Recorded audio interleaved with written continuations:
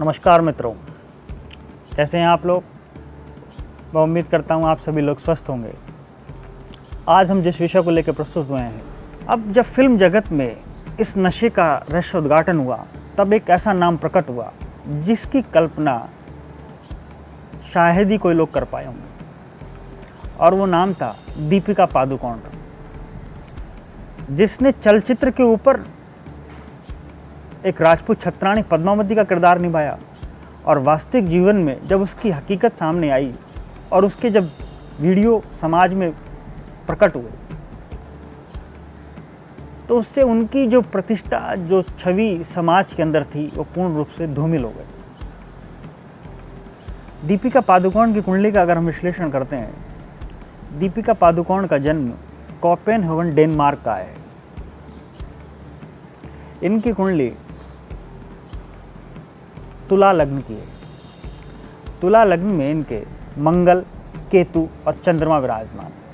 सप्तम स्थान पर राहु विराजमान है और द्वितीय भाव यानी मुख के भाव, वाणी के भाव पर शनि विराजमान है। चंद्रमा केतु से पीड़ित है, चंद्रमा के ऊपर राहु की दृष्टि है और वाणी भाव पर शनि विराजमान है। शनि द्वितीय भाव मुख का भाव है, अर्थात यहाँ मुख के द्वारा किसी भी प्रकार का नशा जातक के द्वारा किया जाता है। चंद्रमा कमज़ोर मानसिकता को दर्शाता है। जब जातक की मानसिकता कमज़ोर होगी तो वो नशे का सहारा अवश्य लेगा।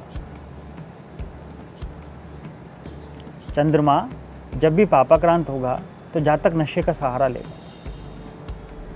एक विषदोष बनेगा। जब भी जातक के जीवन में थोड़ी सी भी परेशानी आएगी तो उससे बचने के लिए वो नशे का सहारा लेता है। तो लग्न में चंद्रमा केतु की युति, सप्तम स्थान पर राहु विराजमान, उसकी सातवीं दृष्टि और द्वितीय भाव में शनि का विराजमान होना, इस बात को दर्शाते हैं कि जातक किसी न किसी प्रकार का नशा तो अवश्य लेता ही है। चाहे वो शराब का नशा हो, चाहे वो सिगरेट का नशा हो, या वो हशीश का नशा हो। नशा किसी भी प्रकार के हो सकते हैं। इसलिए मेरा समाज के युवाओं से निवेदन है, नशे से बचें, अपने परिवार को बचाएं, अपने जीवन को बचाएं। क्यों? क्योंकि नशे में जो जघन्य अपराध आपसे अगर हो गए तो उसका प्रायश्चित आप इस जन्म में तो शायद ही कर पाएंगे। इससे आपके परिवार की प्रतिष्ठा, आपका जीवन सब कुछ संकट में फंस जाएगा। इस संकट से उबरने के लिए नशे की प्रवृत्ति के ऊपर अंकुश लगाएं, नशे से बचें। इसी के साथ मैं अपनी वाणी को विराम देता हूं और जो मेरा जो विषय था नशा, इसके बारे में जो भी ज्योतिष के सूत्र थे वो मैंने आपको समझाए। आने वाले समय में फिल्म जगत में नशे का जो ये संगठन है ये अवश्य प्रकट होने वाला है, और इसमें शुक्र पाप करती दोषों फंसने के कारण, क्योंकि शुक्र स्त्री का कारक है, इसलिए अभी तक जितने भी नाम इसमें रहस्योद्घाटित हुए हैं वो सब स्त्रियों के ही हैं। जब शुक्र राशि परिवर्तित करेगा तब इसमें कुछ कमी आएगी, लेकिन मेरा मानना यही है कि समाज का जो आईना है फिल्में, उसमें से भी नशे की प्रवृत्ति मिटनी चाहिए। अब दीपिका पादुकोण की कुंडली में सेकंड हाउस में शनि विराजमान है और उनको जो दशा चल रही है वो भी शनि की है, और शनि में शनि का ही अंतर चल रहा है, और सूक्ष्म गणना में जाने पर शनि में शनि के अंतर में प्रत्यंतर केतु का चल रहा है। केतु दुर्घटना का कारक है।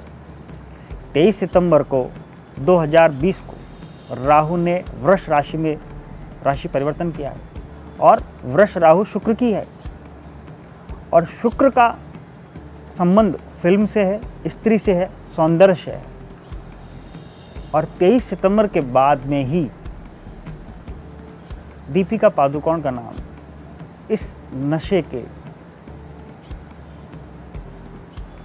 ट्रायंगल में या नशे के एडिक्शन में, नशे की आदत में प्रकट हुआ है।